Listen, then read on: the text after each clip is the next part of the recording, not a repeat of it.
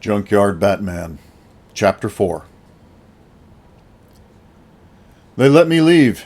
At least 8 guys watching me wide-eyed do. I must have been the first guy to beat Bane in a brawl. But it won't happen again. I fought dirty, and there's no way he is letting me get into his nuts a second time. So, now I'm standing in full bat gear in front of a closed utility office at 4 a.m. under a street lamp. I genuinely look like a jackass. Like a convention nerd waiting for his parents to come and pick him up. And right on time, Al pulls up with the station wagon. He's got the windows down, cigarette dangling from his lip. "How was your night?" he asks. "Okay. Was naked for a bit. Chased after food, the usual." We drive home in tired silence. I slept like a baby for almost a solid day. After that, here's what I did. I took the station wagon around during the day with my binoculars. It was honestly nice to get out and just cruise, seeing kids playing in the streets and people walking to work or whatever their hustle is. Swinging by the surplus store, I secretly hope to see that girl again. No dice. So I just buy some mask filters and flares. I remind him again to come by the yard for what I owe him. I return to business. I tag on my map every vending machine I can find. Furthermore, I eye them over from a distance, seeing if they have salt and vinegar chips.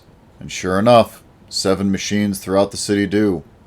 And each of those machines have the first 2 slots for the chips empty, so anyone perverted enough to actually want salt and vinegar chips would have to pay 3 times for their first bag.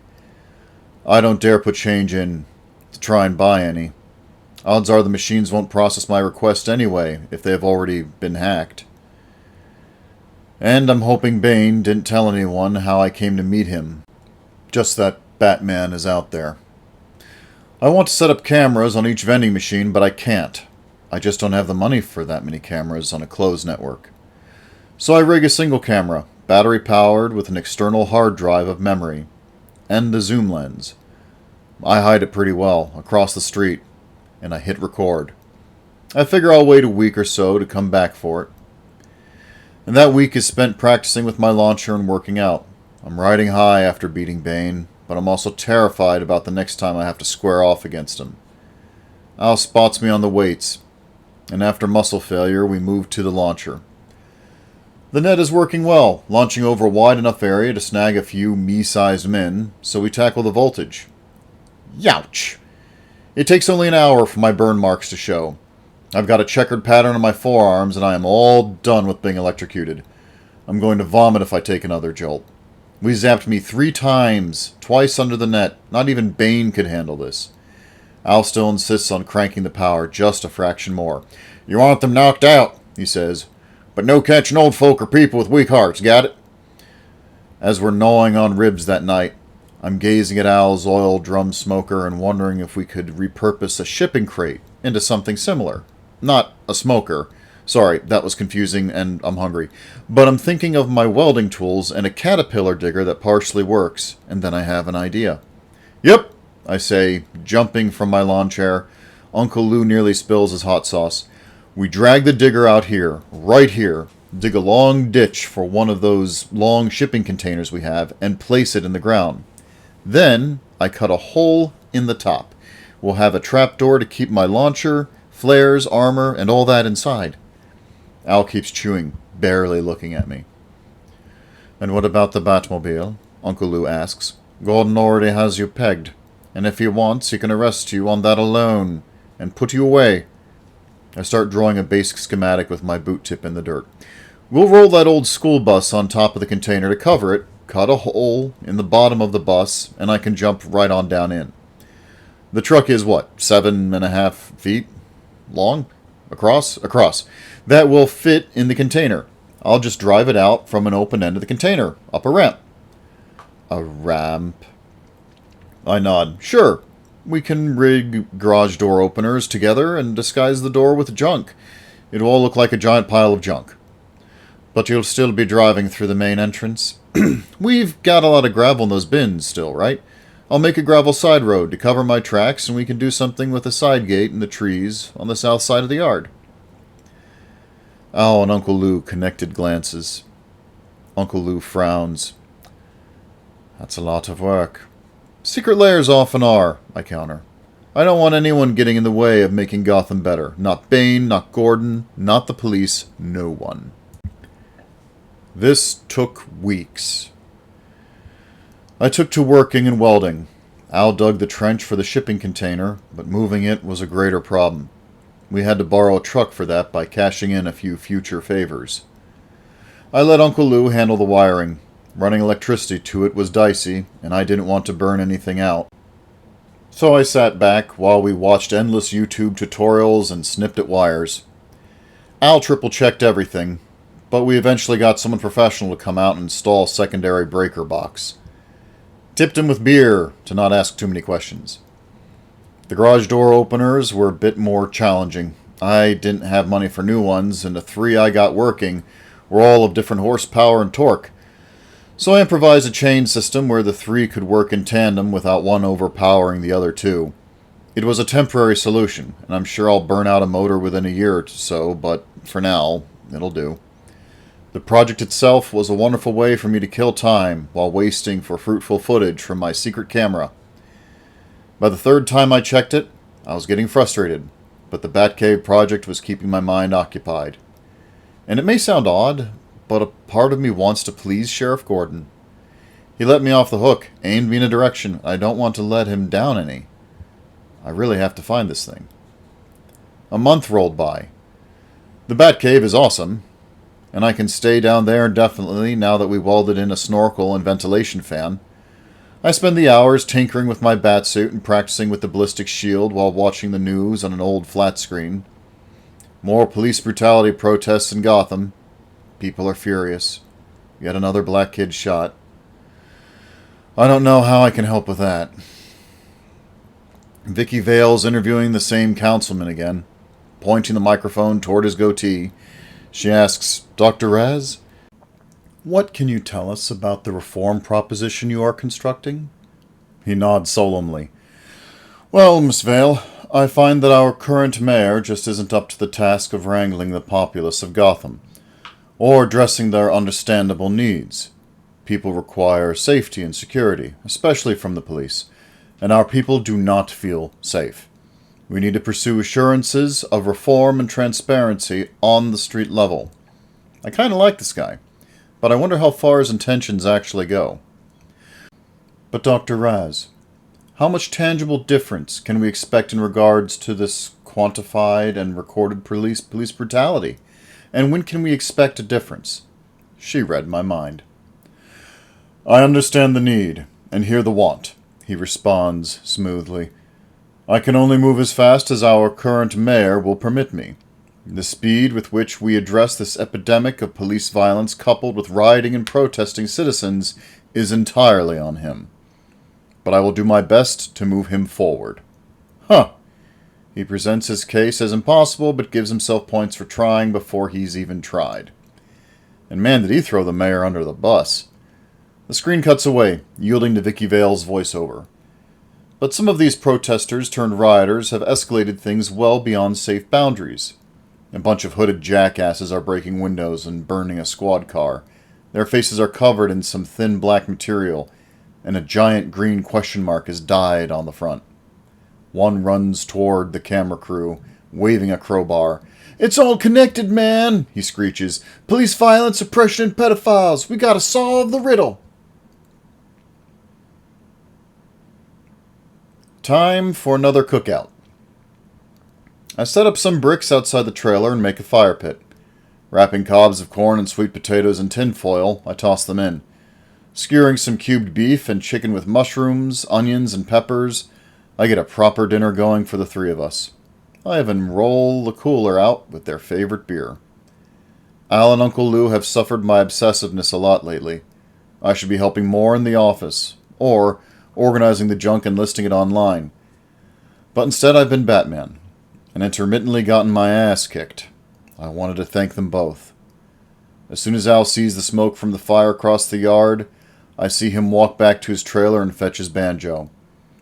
Uncle Lou closes the office early, hangs the closed sign, and drags over the lawn chairs. I roll up the spool table, and we all park, watching dinner sear, as Al plunks a sad, slow tune on the banjo. Only he could make the most cheerful, psychotic instrument in the world sound sad. Uncle Lou swigs his beer. You know, I went digging for those terrorist manuals, the ones we were going to scour for useful schematics. Yeah. Found them, but found some other material too, he says grimly. In the darker corners of the internet, I found a row of conspiracy theorists. A cult, honestly. They are convinced there are blood-drinking cabals of pedophiles, and they have set their sights on the mayor being one of them. I nod. Question mark masks? He nods back. I'll go into town Saturday night, join a protest, and look for anyone trying to whip them up into violence. Al starts whistling along with his tune, mournfully shaking his head side to side. Just be careful, Bruce, Uncle Lou says. Some people want nothing more than to tear everything apart. It is the only impression they are resolved to make upon the world, and they will mobilize behind any absurdity to feel empowered. Al stops whistling. When I was in ops, way down in Central America, we worked with an anti-government cult. They said the same shit about Satan worshippers and whatnot. But they could shoot, and we used them for blowing up what buildings bothered us. He stops playing the banjo entirely, leans forward, and eyes me directly. This is important to him, because he never talks about his time in the service. As soon as that government fell, they went on to eating someone else. And then each other. Just remember, Bruce, the final destination of any train of thought is extreme, and that is always evil. He's not talking about riddles, or conspiracy theories, or anything else. It's Batman. This is a warning about Batman. Good thing I have you two, I smile. Saturday night comes. I've got the batsuit refurbished with a polished bat on my chest like a hood ornament. Al helped me replace the Batmobile's driver's side door with the ballistic shield, so each time I climb out I can carry it with me. I would prefer not to be shot ever again. I practice with the shield door, leaping into the truck and leaping out of it with it on my arm over and over. It feels good, right, powerful. It feels like the opposite of helpless.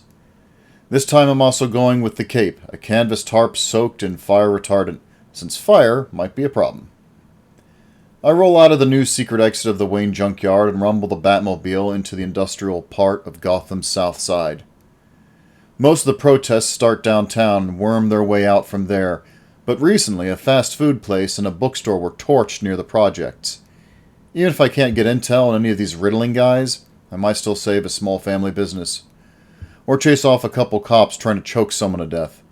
There's plenty of bad to be stopped. I switch on the ham radio I installed in the Batmobile. I surf the channels listening to the hospitals. I could listen to the police, but I figure wherever ambulances are called is where I can do the most good. Drumming my fingers on the steering wheel, I start to feel bored. I mean, the sun went down. When are the protests kicking in? Maybe I need to make an account on Facebook like Uncle Lou has, join some fringe groups and get invited to this stuff. The ambulance radio traffic picks up. Someone fell down an escalator. Another guy was found overdosed on laughing meth. A domestic disturbance resulted in head trauma. And then, the radio pretty much blows up. I sort through every channel. I hear the term flash mob in a few spots, and sure enough, there are several hot spots throughout the city.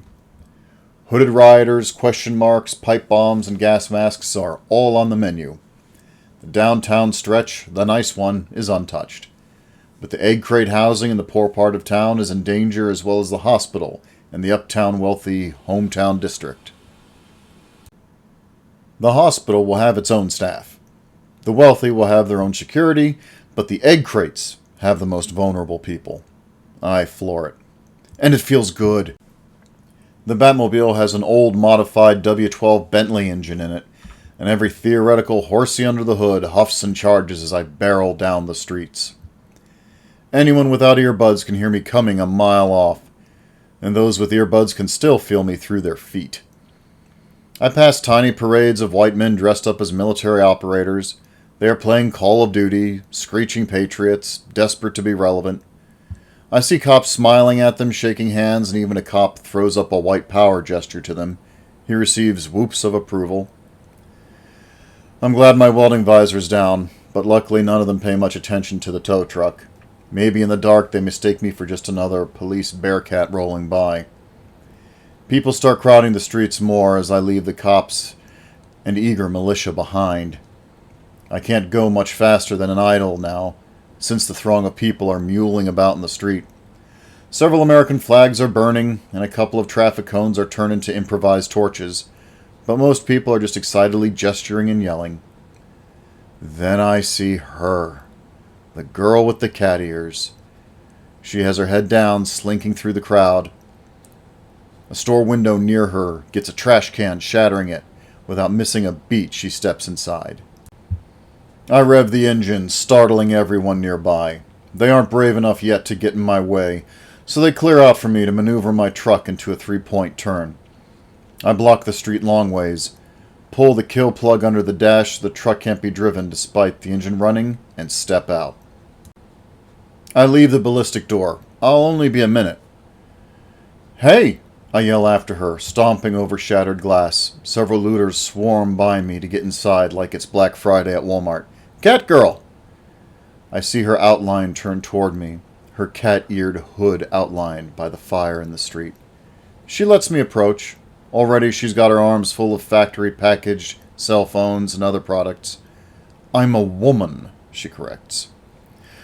Her Hispanic accent is thick, and I can't do it any justice because it's just so damn hot, so I'm not even going to try. Towering over her, I point at the phones. Really? I snidely ask. I immediately regret it as she glares at me. I don't know her story, after all.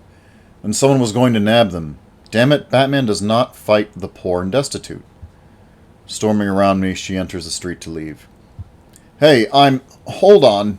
I'm hustling after her like a jackass, fumbling for something to say. I ask about the riddling people. Question mark masks? Have you seen any of those guys? Know where they congregate? Keep away from them, she snaps. They are trouble. What kind of trouble? Loco, violent. They are just here to get people angrier and cause trouble. Whose side are they on? I ask. Catwoman full stops, phone still clutched in her hands. She has ruby nail polish, but her nails are short like she chews them. A ring around her thumb is a curled spoon handle, the kind a grandmother has with her special occasion software. Theirs, she says. Mostly white boys from the sound of it. They speak fluent internet, shorthand. What the hell does that mean? I ask, flummoxed. Like, instead of saying, be right back, they'll literally say BRB and stuff like that. Listen, you're the guy who torched Joker's place, right? I am completely taken aback. She must have seen me stagger, because a playful, predatory smile slices across her face. My God, I am now staring at her glossy lips. Yeah, she nods. Thought so. Heard you got shot, and saw that Harley was preggers and decided to save everyone, instead of kill them. I thought the place was empty. I didn't want anyone to die. She gives me a slow blink. The kind a contented cat does when it is looking at you from a warm spot on the couch. Be careful, right? She says. Joker's now obsessed with you. He's got a tattoo of your mask on his arm. There's literally a protest riot percolating all around us, and I don't care. All that exists is this girl, and she knows who I am. Kinda. Jesus, you know him? Keep away from that guy. He shot me in the head twice. She nods, unfazed. I'm leaving before this gets worse. She gestures to the phones in her hands. This is a good night, and I don't want to spoil it. I'm pretty sure I know where she is going to sell those. The shouting becomes intense around us. Off in the distance, sirens start working up. I turn, craning my head to see the police, in full phalanx, walking toward the end of the street, boxing in protesters and rioters alike. Several fire off less lethal guns, knocking down fleeing people. They cry out, clutching their backs as friends drag them clear. I look back to Catwoman to see that she is watching the other end of the street as the police have formed an opposing barrier. We're getting sandwiched. She looks down at the phones in her hands, A hint of despair crosses her face. I'll deal with the ethical fallout later. For now, I'm just going to go with my instinct. Get in. I motion to the Batmobile. Doors unlocked. Running back to my truck, I walk around the rear of it. A cop in riot gear is aiming a riot gun at me. One of the single-shot 40mm ones with rubber... Bang! He shoots me right in the head. Again? It jolts me, slamming me against the back bumper of the Batmobile. The impact is way harder than when the Joker shot me. Holy shit. They aren't supposed to ever hit people in the head. He reloads. Catwoman is under my arm, hoisting me to my feet. "We've got to go," she says. Man, I hope I smell good.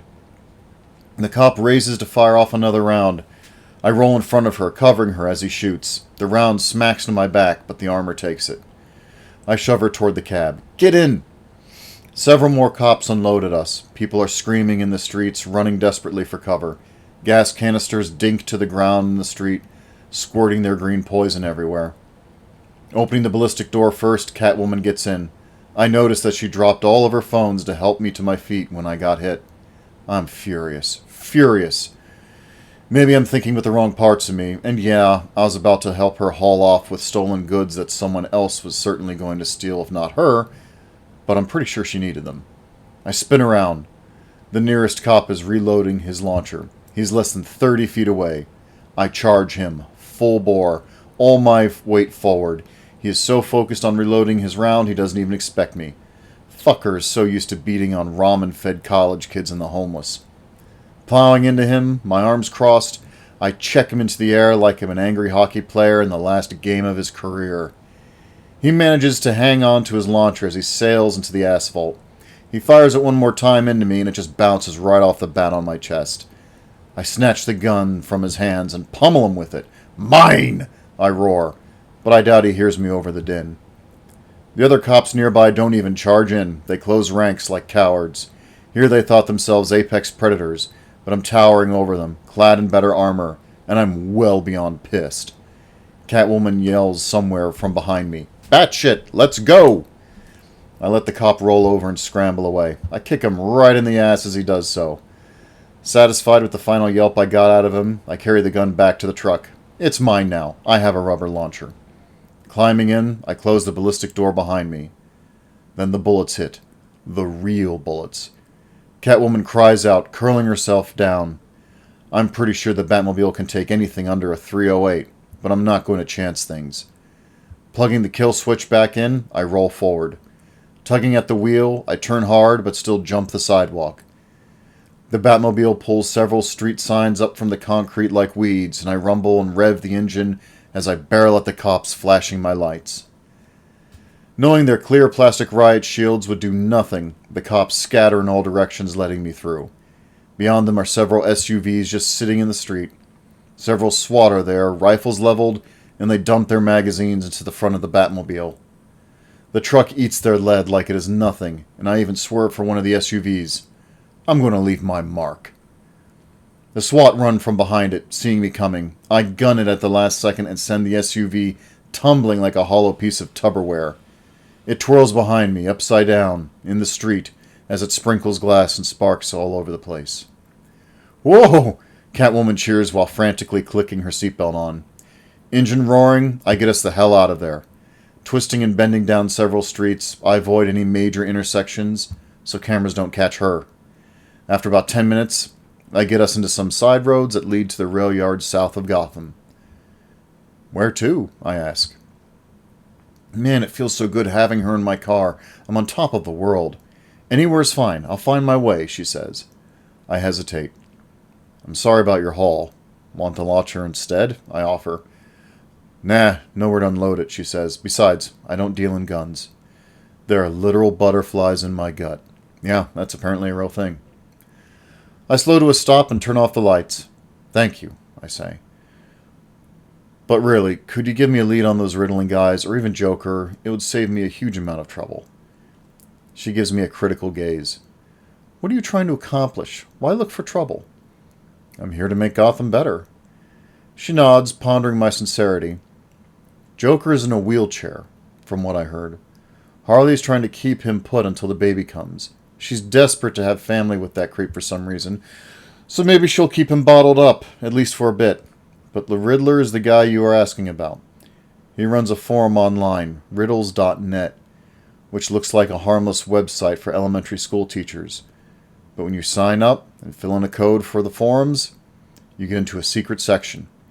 He drops his musings and instructions there to his little minions. How do you know all this? She smiles. Minions will tell anything and everything to impress a hot girl. She opens her door. Oh, I don't want her to go. Can't we get drive-through milkshake? Who doesn't like milkshakes? Can I call you or text you? I ask, jelly in my knees. Stepping out, she turns to me before closing the door.